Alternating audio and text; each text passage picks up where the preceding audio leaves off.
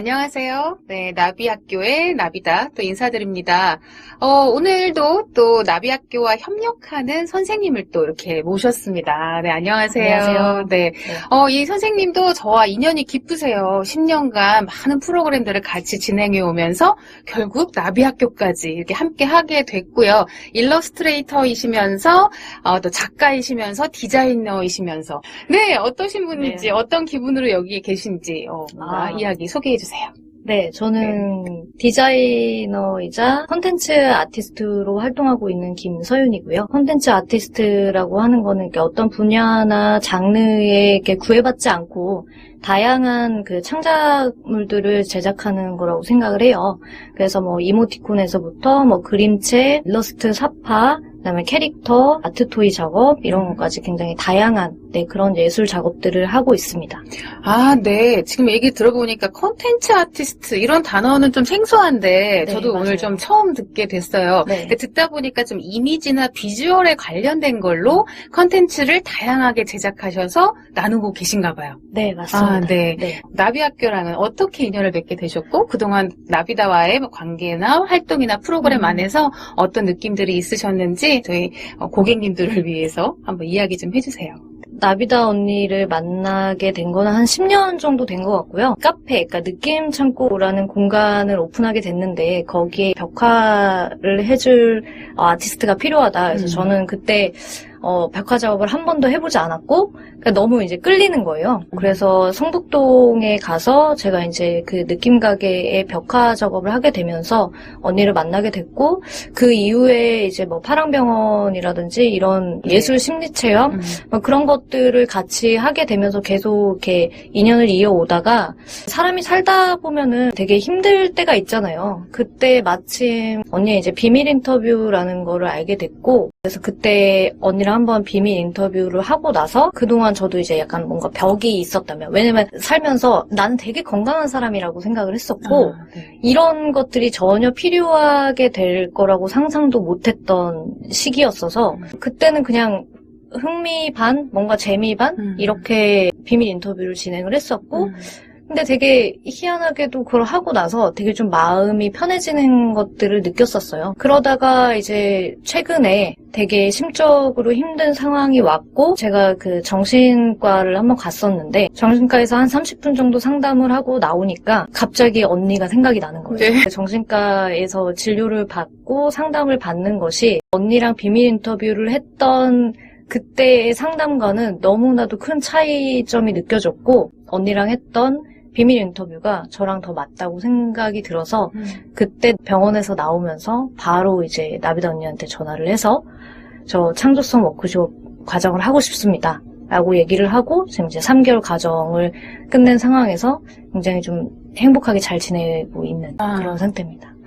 나비학교의 취지, 방향이 심리적 해방과 나다운 성장 이라는 메시지를 갖고 있어요. 네. 그런 의미에서 김서윤 선생님께서는 네. 일상에서 어떤 방식으로 마음을 관리하고 내면을 바라보고 계신지. 제가 창조성 워크숍을 하기 전에는 관계에 대한 집착을 굉장히 했던 것 같아요. 내가 나로서 어떻게 살고 싶은지를 생각한 것이 아니라 내가 누군가한테 어떻게 보일지를 생각하면서 살았던 것 같아요. 그게 되게 중요한 나의 화두였고 나로서 살아가고 싶은 마음을 아예 잊어버릴 만큼 그 관계에 집중해서 나는 이렇게 보여야 돼. 나는 이런 사람이어야 돼.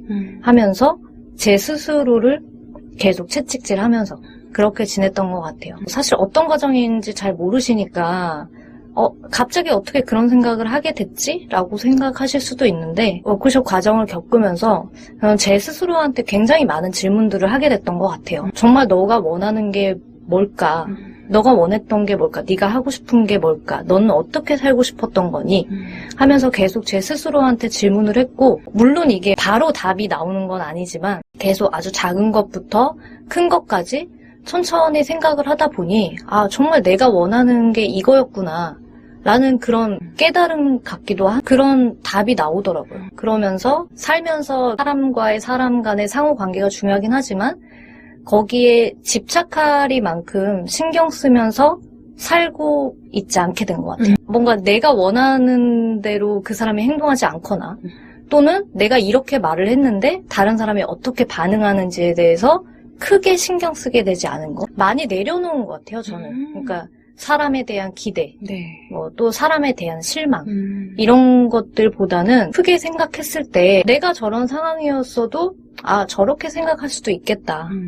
또 이렇게 생각할 수도 있겠다. 사람은 너무나도 다양하니까. 그런 인간의 면목 그런 것들을 그냥 인정하기 시작하니까 그냥 평소에는 되게 나쁜 사람이라고 생각했던 사람들도 나쁘게 느껴지지 않고 되게 좋은 사람인데 저 사람이 나한테 되게 좋은 뭔가를 줘. 아니면은 뭐 되게 좋은 말을 해. 이유 없이. 그러면 저는 의심부터 생겼거든요. 왜 저 사람이 도대체 나한테 원하는 게 뭐길래 나한테 저런 말을 하지? 나한테 뭘 원하길래 나한테 저런 걸 주지? 라는 생각을 했는데 그냥 그 마음도 그 마음 그대로 그냥 받아들이게 되고 그러면서 되게 좀 편안한 상태 그렇게 관리를 하고 있는 것 같아요. 그냥 좀 내려놓는. 네. 네. 지금 이 말씀해주신 게 나비학교의 취지와 방향에 너무 적합한 이야기들이어서 사실 제가 이제 지난번 선생님한테도 그랬는데 나비학교 원장 교장 하셔도 될 것 같아요. 이제 역시 여기 오시는 선생님들은 나비학교 교장 선생님 하셔도 될 만큼 어떤 부분에서 정리가 되신 것 같아요. 그럼 김서연 선생님한테 나다움이란 어떤 의미일까요? 저다움이란 되게 고민을 많이 했어요. 내가 가지고 있는 여러 모습의 내가 있는데 과연 그 모습 중에 진짜 내가 뭘까? 너무 혼란스러웠던 시절이 있었어요. 왜냐면 사람을 만나면서 뭐 학생들을 가르치면서의 나의 모습이 있고 정말 친한 친구들을 만났을 때 또 내가 있고 비즈니스를 할 때 뭐 클라이언트를 만날 때 내가 있고 근데 어느 순간 진짜 내가 없는 것 같은 그런 느낌이 들었었단 말이죠. 근데 지금은 그 모든 모습이 저는 나라고 생각해요. 그 모습도 나고 나의 일부분이고 또 그게 좋은 모습이 됐던 아니면 뭐 나쁜 모습이 됐던 아니면 뭐 분노가 가득한 내가 됐던 모든 모습들이 나라는 생각을 하고 근데 다만 이런 건 있었던 것 같아요. 그 모든 모습이 나라고 생각하는데 사람인지라 분노가 막 이렇게 차오를 때가 있잖아요. 근데 내가 가지고 있는 모든 모습을 인정하기 시작한 이후로부터 생각보다 그렇게 화가 많이 나지 않아요. 화가 일어나는 어떤 일이나 상황을 겪었을 때도 이거를 제가 컨트롤을 하더라고요. 그래서 그냥 모든 모습을 다 인정하고 나로서 받아들이고 어떤 모습이 나쁘다, 어떤 모습이 좋다 이런 거를 구분하지 않고 누군가한테 그거를 막 구분해서 표현하려고 하지 않고 내 스스로 뭐 화내는 모습도 나고 기뻐하는 모습도 나고 그 모든 모습들을 보여주는 거에 대해서 벽을 치지 않는 그 모든 게 다 그냥 나라고 생각해요. 저라고 생각해요. 네. 그러니까 상황에 맞게 그때그때 발현되는 나의 모습을 다 나다움이라고 보신 거예요.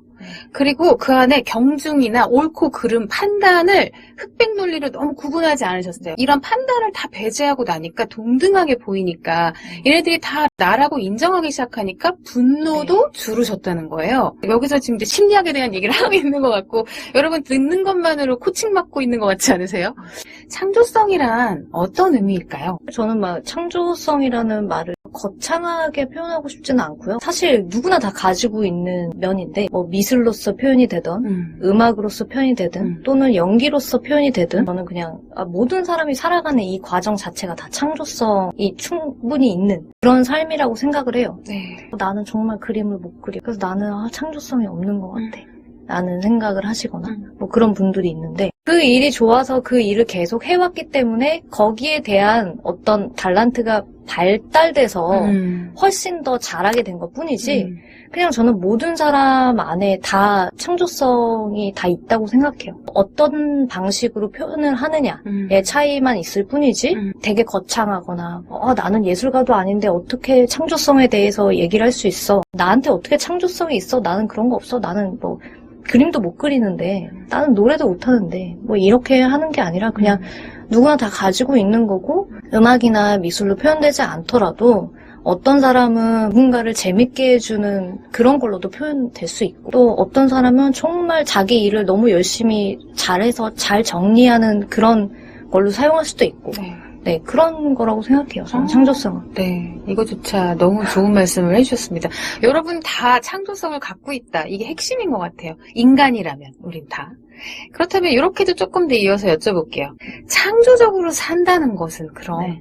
뭘까요? 자기가 표현하는 것을 자기 스스로 검열하지 않고 표현할 수 있는 것. 그게 창조적인 삶을 사는 것 같아요. 그렇다면 검열하면 어떤 현상이 벌어지는 거예요? 자기를 잃어버리게 되겠죠. 저는 그렇게 생각해요. 제가 그렇게 살아왔어요. 하고 싶은 말 못하고. 사실 참아야 되는 그런 상황이 되게 많았어요. 지금은 제가 이제 좀 나이도 먹었고 이렇게 막 잘 보여야 될 상황은 아니지만 저도 젊은 시절이 있었고 20대 때가 있었고 네. 권위적이고 어떤 위치에 있는 사람들을 많이 만났을 거 아니에요. 그럴 때마다 저의 의견이나 저의 생각을 스스로 묵살해야 될 때가 굉장히 많았어요. 그러다 보니까 그냥 스스로의 검열에 갇혀서 나는 없는 거예요. 나의 의견은 아무것도 없는 거예요. 그냥 어떤 비즈니스 관계에서만 그걸 사용하면 되는데 계속 그런 상황들이 반복되면 이게 나 개인의 삶에서도 그렇게 되더라고요. 일상까지 네, 연결이 일상까지. 되겠네요. 네, 연결이 되면서 정말 하다못해 친구들이랑 뭘 먹으러 갔는데 만약에 뭐 3명이 모였어. 근데 2명이 이게 먹고 싶대. 근데 나는 이게 먹기 싫거든. 그러면 저는 그냥 다 맞춰주는 그런 유형이었어요. 거의 그냥 내가 맞추고 그래 그냥 내가 그냥 포기하면 두 사람이 행복한 건데 그러면서 나의 행복은 하나도 신경 쓰지 않았던 거죠. 나는 이걸 먹어야 행복한데 저 두 사람의 행복을 위해서 나의 행복은 밀어두고 그 두 사람한테 맞춰서. 결론은 이렇게 연결이 되네요. 창조적이지 않은 삶은 내가 없는 삶, 내가 나를 잃어버린 삶이에요. 네. 그렇다면 창조적인 삶이란 내가 있는 삶이네요. 네. 내가 있다라는 건 나의 생각, 나의 의견, 나의 표현이 있는 네. 삶. 지금 하고 계신 이런 많은 일들 있잖아요. 그런 것들이 선생님한테는 어떤 의미인 걸까요? 어떤 거에도 구애받지 않고 누구의 간섭도 받지 않은 상태에서 나의 생각이나 나의 의견을 마음껏 표출할 수 있는 그런 도구. 아티스트로서 네. 작품을 발표하고 컨텐츠 아티스트라고 지칭하신 그런 모든 활동이 누군가의 의견에 휘둘리지 않고 나의 생각을 자유롭게 표현할 수 있는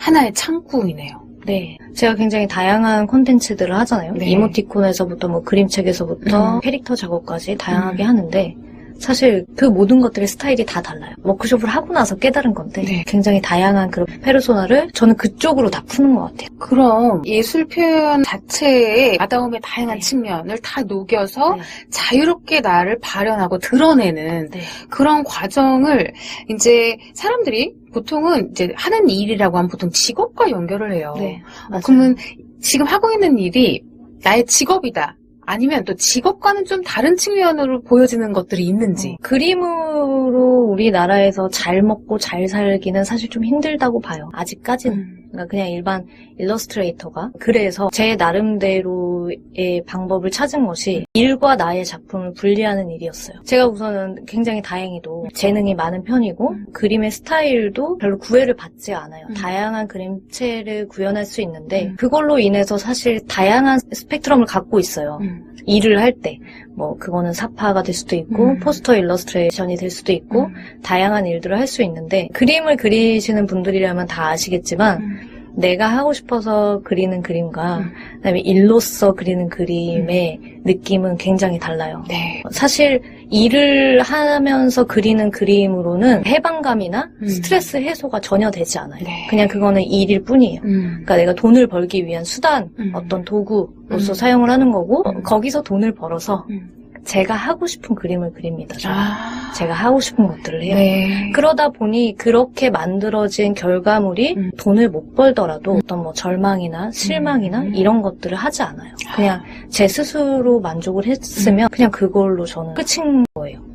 네, 이것도 이제 많은 청소년이나 청년들한테 좋은 사례가 좀 될 수 있을 것 같거든요. 나비학교의 프로그램의 가장 큰 특징이라고 하면 어떻게 정리할 수 있을까요? 기회 같아요. 삶을 다시 재배치한다고 해야 되나? 다시 내 삶을 되돌아볼 수 있는 기회를 가져다 주는 프로그램이라고 생각해요, 저는. 그렇다면 기회라고 표현해 주신 이 나비학교의 프로그램들을 어떤 분들에게 추천하시겠어요? 제 경험으로는 저는 그랬어요. 되게 살고자 하는 생각으로 살아왔는데 정말 죽고 싶은 거예요. 살고자 하는 생각으로 살아왔는데 죽고 싶은 날들이 되게 많았어요. 근데 그게 내가 정확하게 뭐 때문에 힘들다라고 인지도 못했는데 정말 모르겠어. 내가 그렇게 가난하게 살지도 않고 누군가 나를 막 되게 괴롭히는 사람이 있는 것도 아닌데 그냥 정말 너무 막연하게 나는 이렇게 다람쥐 쳇바퀴 돌듯이 열심히 살고 있는데 근데 미래가 너무 암울한 거야. 그래서 살고 싶지 않다라는 생각을 굉장히 많이 했었거든요.